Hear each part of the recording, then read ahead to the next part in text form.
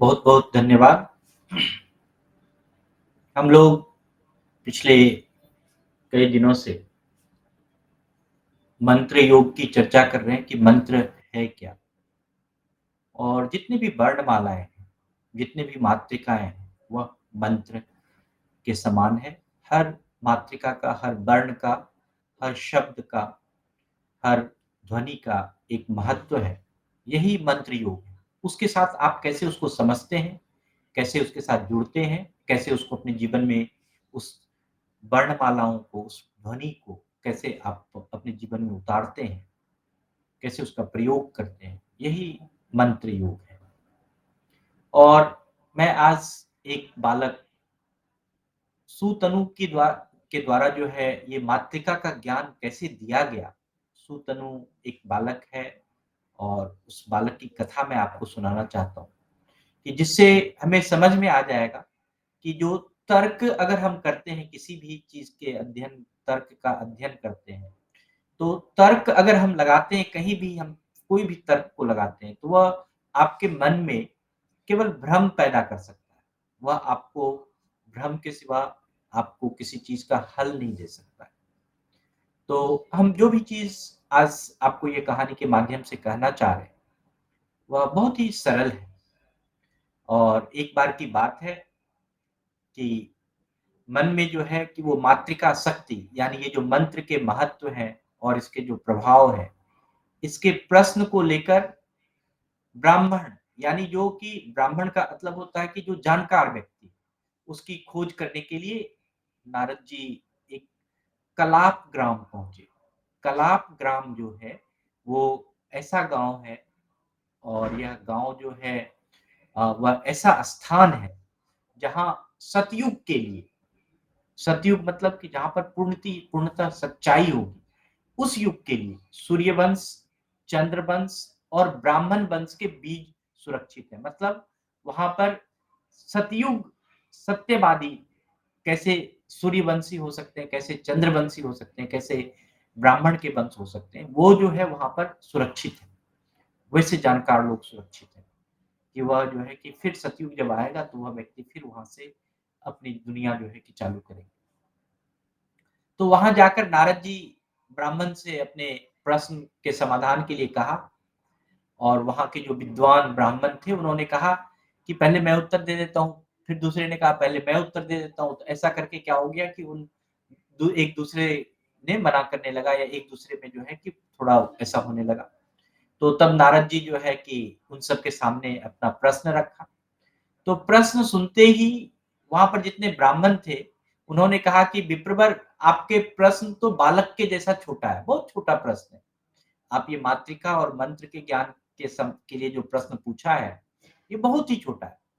और आप हम लोगों में से जो सबसे छोटा आपको दिख रहा, जो आपको लगता हो कि यहाँ पर सबसे ज्ञानहीन है, जिसको कि मंद बुद्धि कहते हैं, अगर आप उसको समझते हैं तो उसी को चयन कर लीजिए, वही उसका उत्तर दे देगा। तो यह सुनकर नारद जी को बड़ा आश्चर्य हुआ। नारद जी ने अपने आप को कृतार्थ माना, और उसने उनमें से एक बालक जो सबसे हीन था, उसे प्रश्न का उत्तर देने के लिए कहा, और वह बालक का नाम था सूतनु। सूतनु बड़े ही एक ऐसे बालक थे, उसकी कथा आप सुनेंगे कि नारद जी ने बालक सूतनु के पास ये प्रश्न रखा कि मातृका वर्ण कौन, विशेष रूप से जो है कि कौन जानता है, मातृका वर्ण क्या है, और ये जो मातृका, ये जो मंत्र ज्ञान है, इसको कौन जानता है, और मातृका में कितने प्रकार के अक्षर होती हैं, उसके क्या महत्व है। तो ऐसे प्रश्न पूछे, और मैं पिछले 2-3 दिनों से मैंने आपको ये इस सब हर एक वर्ण का जो है कि मैंने आपको विशेषता बताई है। तो बालक सुतनु ने कहा कि मातृका में 52 अक्षर बताए गए हैं, और इसमें सबसे प्रथम अक्षर जो है वो ओंकार है। और इसके सिवा जो है 14 स्वर हैं, 33 व्यंजन है, अनुस्वार है, विसर्ग है, जिह्वामूलीय है, उपस्नमानीय है। ये सब मिलाकर 52 मात्रिकाएँ माने गए। तो द्विज़वर यह तो मैंने उसने सूतनु ने कहा कि द्विज़वर यह तो मैंने आपसे अक्षर की संख्या बताई, अब इसका अर्थ सुनिए। इसका अर्थ इस अर्थ के विषय में आपको मैं सबसे पहले आपसे एक इतिहास बताऊँ।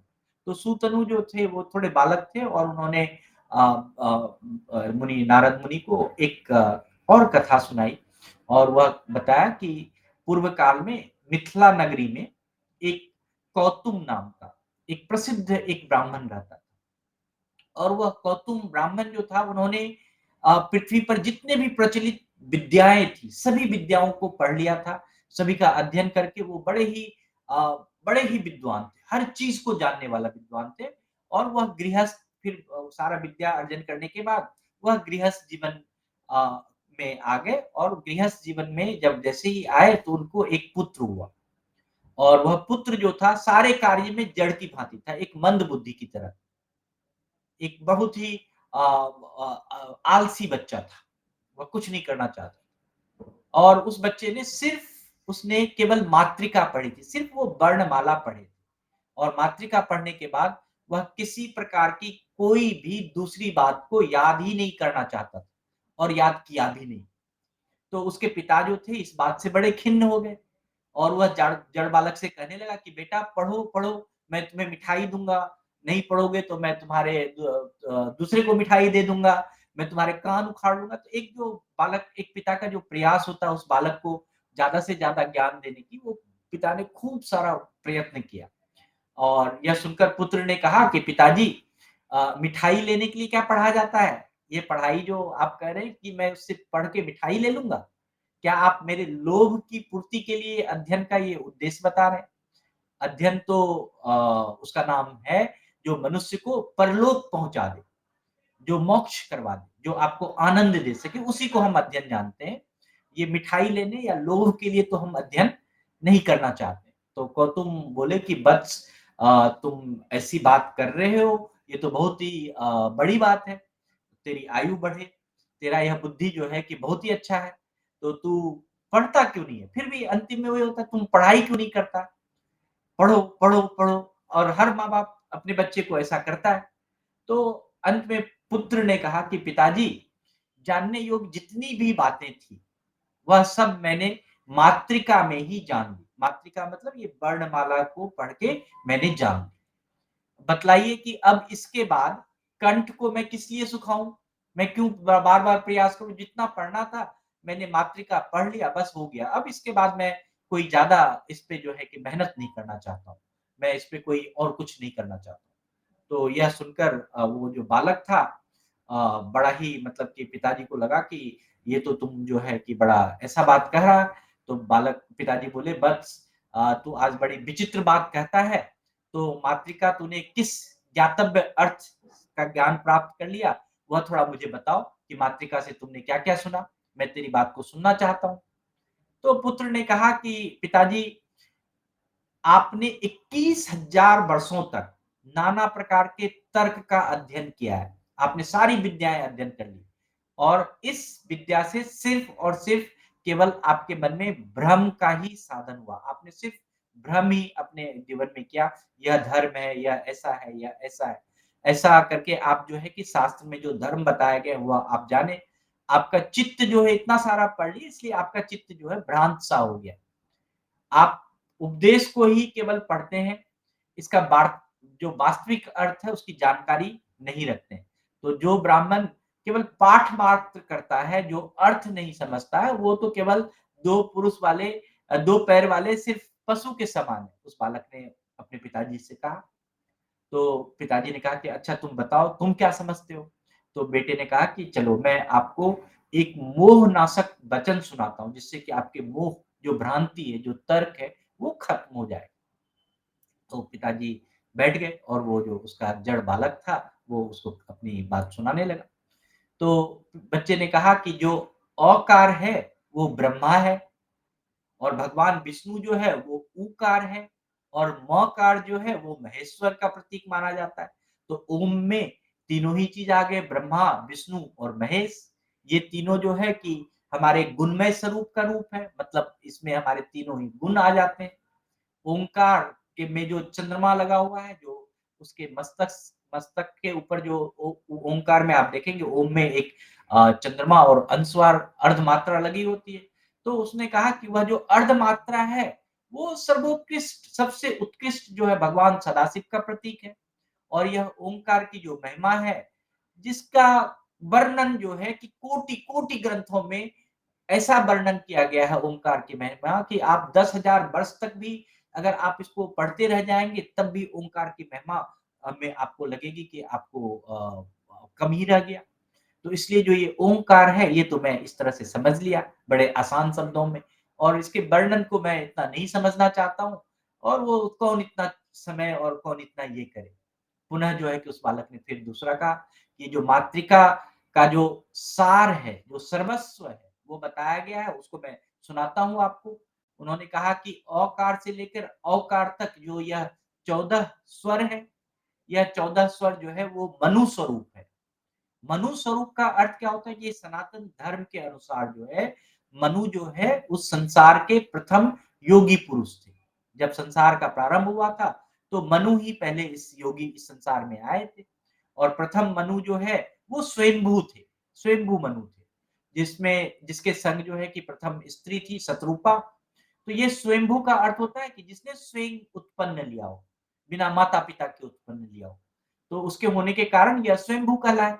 तो इन्हीं प्रथम पुरुष और प्रथम स्त्री के संतान से क्या हुआ कि पूरे समस्त जनों की उत्पत्ति हुई, और मनु की संतान होने के कारण वे हम सभी जो है कि मानव और मनुष्य कहलाए। स्वयंभू मनु जो है वो आदि है। आदि का अर्थ होता है जो प्रारंभ से है। तो उसने बच्चे ने कहा कि ये जो 14 स्वर है, अ से लेकर आकार तक, यह जो है मनु है। तो मनु स्वरूप में कौन-कौन सा चीज़ है? सबसे पहला स्वयंभू आ गया, फिर होता है स्वारोचिष, औत्तम, रेबत, तामस, छठे जो मनु है चक्षासु, सातवें मनु है बेबस, जो वर्तमान मनु है, जो वर्तमान मानव का जो मनुष्य का जो संरचना है, मनुष्य का जो कोटि है, जो मनु स्वरूप है, वो है बेबत्स। बेभत्स मनु ये वर्तमान का है, और आने वाले जो और हैं वो है साबार्णिन है, ब्रह्म सवार्णिन है, रुद्र सवार्णिन है, दक्ष साबार्णिन है, धर्माष्ट चौबार्णिन है, चोई है, बहुत्य है। ये 14 प्रकार के मनु जो है, मानव के अलग-अलग रूप, मानव के अलग-अलग जन्म के हिसाब से जो है उसका रूप जो है वह 14 वर्ण है। तो हम लोग अभी बस मनु हैं, तो हमारा वर्ण ऐसा है। और उसने कहा कि अब ये तो 14 मनु हैं, और इसके जो है 14 रंग भी हैं, श्वेत रंग, पांडु रंग, लोहित रंग, ताम्र रंग, पीत रंग, कपिल, कृष्ण, श्याम, धूम्र, अधिल पिंगल, थोड़ा पिंगल, तिरंगा, बहुरंगा, कबरा, ये 14 मनु के रंग हैं। और ये जो वर्णमाला से मैंने आपको वर्ण के जो वर्णन आपको बताए थे, आपको याद होगा कि अ और आ, ई के क्या-क्या वर्णन हैं, तो ये जो है उन्होंने बच्चे ने बता दिया बड़े अच्छे से। फिर पिताजी को उन्होंने कहा कि पिताजी, ये जो बेभत्स मनु है, वो रीकार स्वरूप का है, और में री है, तो रीकार स्वरूप का जो है यह बेभत्स मनु जो है, इसका रंग जो है कि काला बताया गया। और क से लेकर ह तक जितने भी हैं, वो 33 देवता हैं। क से लेकर ठ तक तो ये 12 आदित्य देवता हैं, और ड से लेकर ब तक के जो अक्षर है वो 11 रुद्र देवता है, और भ से लेकर स तक जो है 8 वसु देवता बनाए गए हैं, और स से ह तक जो है अश्विन देवता। तो इस प्रकार से जो है कि अलग-अलग देवताओं के भी प्रकार हैं। मैंने कभी पिछले उसमें कहा था, नहीं तो मैं कभी होगा तो देवताओं के भी प्रकार के बारे में आपको बताऊँगा। तो इस प्रकार से जो है ये 33 देवता जो है क से लेकर ह तक जो है ये 33 देवता है। इस प्रकार से 33 देवता का उन्होंने बच्चे ने वर्णन कर दिया। और पिताजी का यह बात सुन के उसने फिर कहा कि ये जो अंगस्वार है, यह जो विसर्ग है, यह जो जिह्वा मूल है, ये जो उपधामन्य है, ये 4 अक्षर जो हैं इसको कहते हैं जरायु। एक जो अनुस्वार है उसको कहते हैं जरायु, विसर्ग जो है वो कहते हैं अंडज, और जो जीवा से जो शब्द उत्पन्न होता है उसको कहते हैं स्वेदस, और जो उद्देश्य जो होता है वो उपमानीय है। तो इस प्रकार से जो ये जरायु, अंडज जो अंडा से जन्म लेता है, स्वेदज जो स्वेद पसीने से जन्म लेता है, उद्विज इस प्रकार से जो है कि जैसे-जैसे हमारे जन्म का अलग-अलग है। जरायु तो मनुष्य हो गया जो माता-पिता से जो होता है वो समान रूप से जो जन्म लेता है, शरीर के साथ जो जन्म लेता है, वो जरायु है। जो अंडे में जन्म लेता है वो अंडज है। जो पसीने से जन्म लेता है वो स्वेदज है।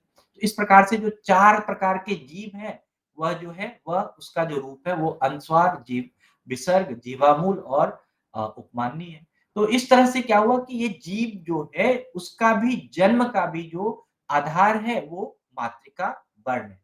तो पिता को ये भावार्थ जैसे ही उसने बच्चे ने बताया, तो बच्चे को पिता ने कहा कि तुम इसका तत्वार्थ भी सुनाओ। तो उसने कहा कि जो पुरुष, जो व्यक्ति इस इन देवताओं का आश्रय लेकर कोई भी कर्म का अनुष्ठान करता है, कोई भी उसकी पूजा-पाठ करता है, कोई भी चीज़ करता है, वो सदाशिव में लीन हो जाते हैं। वो ईश्वर जो वो अपने भगवान शिव में जो है कि वो लीन हो जाते हैं। और जिस प्रकार जो है कहते हैं कि शास्त्र में जो पापी के मनुष्य के जो पाप माना गया है, जो पापी मनुष्य माना गया है, वो देवता नहीं माने जाते। जो जो पाप कर्म में लिप्त है, उसको हम देवता नहीं कहते। और उस शास्त्र का जो साक्षात ब्रह्मा जी भी उसको मान रहे हैं। उनको जो है कि सबने माना है। तो जो व्यक्ति जो व्यक्ति मातृका का ज्ञान नहीं रखता है, मातृका के बारे में उसको नहीं पता है, तो वो व्यक्ति का पाप जो है कि वो बढ़ते जाता है। और जिसने मातृका के ज्ञान को समझ लिया, तो उस व्यक्ति में देवता स्वरूप गुण आ जाता है। तो बालक शतनु ने जो है कि नारद जी से इस प्रकार से संपूर्ण मातृका संबंधी प्रश्न का जो है उत्तर दिया। तो हम ये जो मातृका वर्ण के बारे में बातचीत करते हैं, ये मंत्र योग के बारे में बातचीत करते हैं, इसमें पूरे दुनिया का सार छिपा हुआ है और हमें समझना चाहिए। चलिए आज के लिए मैं इतना ही कहूँगा।